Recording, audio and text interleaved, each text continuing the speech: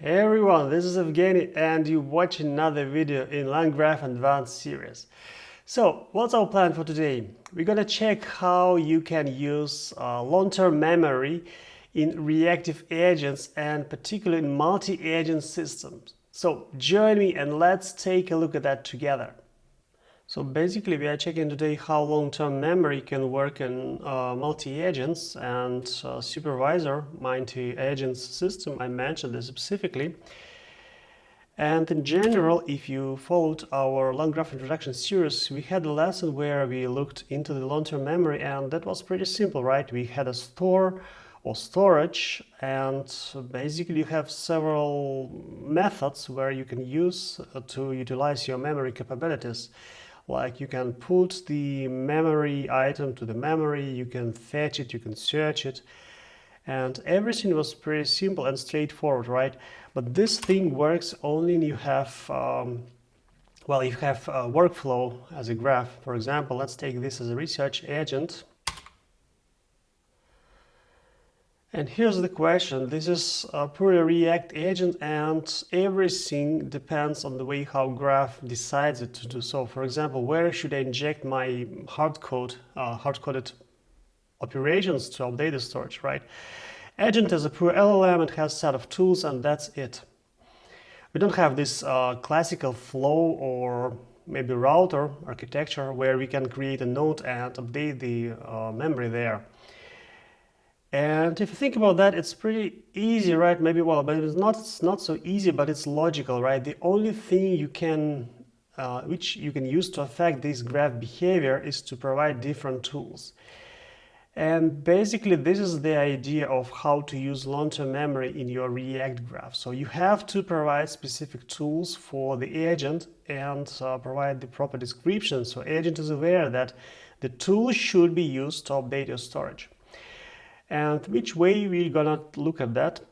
And just to refresh your memory, you're working on a system where you can ask for a financial advice and then ask to invest some amount of money in specific stocks. And let's try and keep the orders that the agent made in the long-term memory so we are aware of what was invested, what kind of stocks we have, how much money we spent on that, etc. And for that, basically, I am creating two tools here, so the get order history and add order to history. And talking about parameters, it's pretty simple. We have a symbol, we have number of shares, the price per share, and that's it, right? And if you think about that, the whole approach, then probably you can find two impediments or problems when you implement this functionality into the tools. And the first one is easy one. How should you know the user ID when you are in a tool? And this is pretty simple in this case because the LangChain, they created something for fulfilling this, for utilizing a tool as a long storage memory. So the idea, you can provide a config here with a runnable config, and then LangGraph knows that and injects your runnable config on the runtime.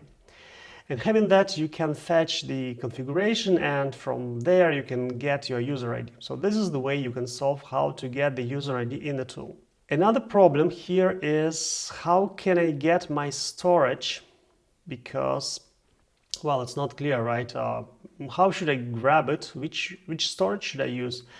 And basically, I made a note here. You can check it. There is a get store function from LangGraph config, but we are not using it. I will explain later why. But in general, what's happening here, you can call this function and it's aware also what's happening. Somehow LangGraph should store your storage at the runtime, and this function would fetch it from your runnable config automatically on the fly, and then you have your store variable. And if I scroll down, I will show you the way it works just for simplicity. So you have to define your store here in the graph. And when you did so, then when you call the function, then you get exactly the same storage as you defined here in your graph construction time. The problem with this approach, it works fine, it works perfectly fine when you have the single React graph. Like for example, if I'm working directly with this portfolio, then the function works.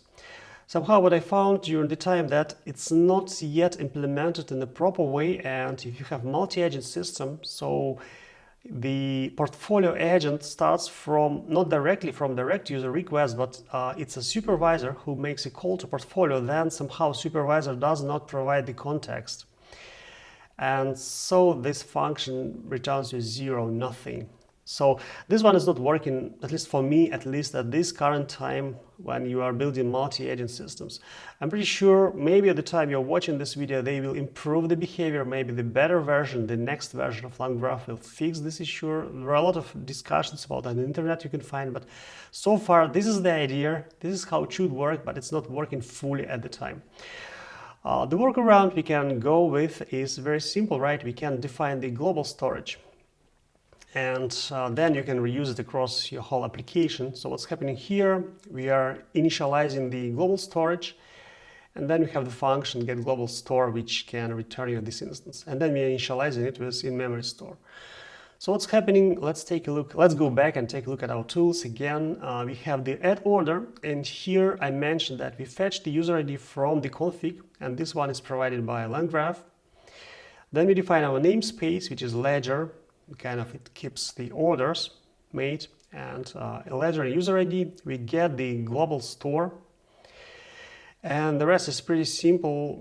It's just hard-coded thing, right? We create an order with specific attributes, and then we put it to the storage on the specific namespace, and that's it. And we are returning back as a confirmation the order itself that it was created.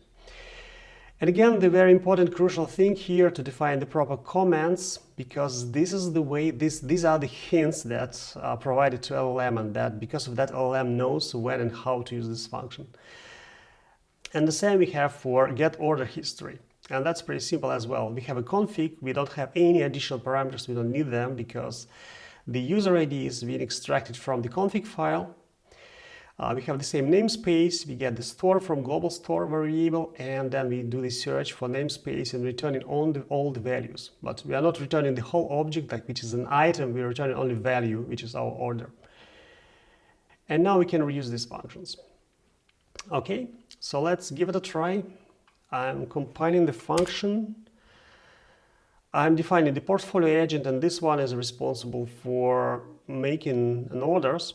And here I'm adding another function which means add order to history. So this guy doesn't know how to fetch the orders. It knows only how to save them. And also I'm adopting my initial message or system message that the order history should be supported at the end. Okay. And we have another agent here, and for this lesson I'm skipping all the interruption steps for risky tools. We are not interested in that, but you can do it on your own if you want. And I'm providing the store here. Practically it's not necessary because we do have a global variable already, but kind of let's keep this algorithm, so when the function is fixed, we know already that we need to provide store here. And we have a supervisor at the end of the day, and this one is given the get order history tool. So it knows how to grab all the orders. So it's kind of the system where the portfolio would save the information to the long-term memory, and only supervisor knows how to get it back. So now the agent has access to this memory. And I'm compiling it. It's the same as previously. We have supervisor, portfolio, and research. And let's give it a try and test. So what I'm doing here, I'm defining my config and configurable key, which contains this thread ID, and this is needed for working with checkpoints, and also I'm defining user ID, which is needed for working with long-term memory. And I'm asking the supervisor to do a research and invest 1,000 into electric vehicle industry. So let's see what happens. All right, let's quickly scroll through it. We have a supervisor call, it grabs the current timestamp, and it was a transfer to research. And research performs something and came as BAD company, auto, this Chinese thing. We performed a research and transferred back to supervisor. Then it was a portfolio call to actually do the investment here, and for BAD, well, the stock symbol was not found, that's interesting. And another one, look up for company name. And okay, the stock symbol and the company name is the same. So it was found finally after 2 calls to look up for stock symbol. And now we're gonna grab the financial data again with using another tool called, just let me scroll it through very fast. And we have a place order for 11 shares, 86.86 price and the company symbol. So the order was filled, and look at that. Since our portfolio knows that the record should be made, like the log should be recorded, we have this add order to history call. Add order history. So this one we have the tool call, we have some result back. It's order ID, timestamp, symbol, shares, and price. And then supervisor reported the final result for us. And if we can check the current state of store, so get global store and search for ledger and Evgeny, the namespace, we can see that there we have a single record item that we saw already, right? And let's do another research. This time we are searching for AI industry, and the same new thread ID, the same supervisor, the same user ID, me, and I have I have another 1,000 to invest in AI industry. And I'm asking to do the research. All right, what do we have here? Timestamp again, supervisor to research. Research starts a new research, and it was NVIDIA. Well, surprise, surprise.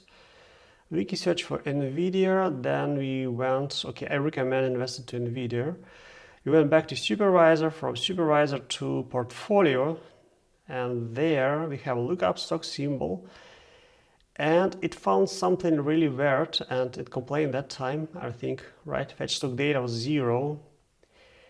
It's interesting, and look at that. And portfolio decided to look for another stock symbol for NVIDIA, and this time the correct one was found. And another call for financial data for the correct stock symbol this time, and we do have something. We have a place order call for NVIDIA. And at the same time, we are trying to make an order, put it to the history. It's interesting, like 2 calls at the same time. This is a very interesting situation. I think you should think about that. You should test such things, because just imagine this time agent decided that it's possible to make 2 calls at the same time.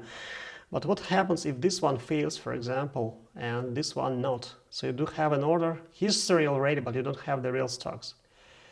You have to think about such cases, not in the topic of our current lesson, but in general, just when you have React agents and they have all the freedom to perform whatever they want. You need to test it very thoroughly and think about such edge cases. So here's this potential problem I can see. I can predict it will happen sooner or later, right? But in our lesson, everything is fine. We placed the order, we added history item, and that's it. And we return back to portfolio, to supervisor, and the final report. And again, if I check the global storage state, right now we have 2 items. Look at that. We have the, what do we have? We have this BID and NVDA created and priced, and how many stocks. And let's do this. The last step here, we are calling the supervisor this time, and we are not asking for investments. We are only asking like just how many shares I currently have, what the total price, maybe total invested amount. This call, my expectation would be it's purely supervisor call. Like it's not need to research anything. There is no need to invest anywhere. Supervisor knows it has a tool to get the access to the records and calculate it on its own. So let's make a call and check if I was right or not. And it was pretty fast. Look at that. Almost immediately, the supervisor decided to get order history, and it gets back the list of previously created orders. And I think this is the last message. The supervisor just blindly directly reported back that we had 11 shares of this Chinese automobile company for 86.86 and NVIDIA 5 shares for this price. And then there was some calculations that the total amount of this and that stock, and together they made this 1,856. But take a look at that. This is another agent. It has access to the same storage in the completely different thread. Like I can run it 1 month's time later after I made my investments. Or for example, maybe this is outside of the scope of today's lesson, but you can write the prompt the way that, for example, supervisor makes a call to the portfolio to grab the latest prices of the shares and then calculate your loss gain report as well. So everything is possible here. All right, and traditionally, if you want to learn more, if you want to learn something on your own, I'm providing a couple of links here in our reference section list, so you can check it on your own. All right, this is the end of this video, and I really appreciate that you watched it till the end. And it was me, Evgeny. Thanks a lot. If you have any comments, if you have any questions, leave your comment below. I will answer it as soon as possible. And well, I will see you next time in the next video. Thank you and take care.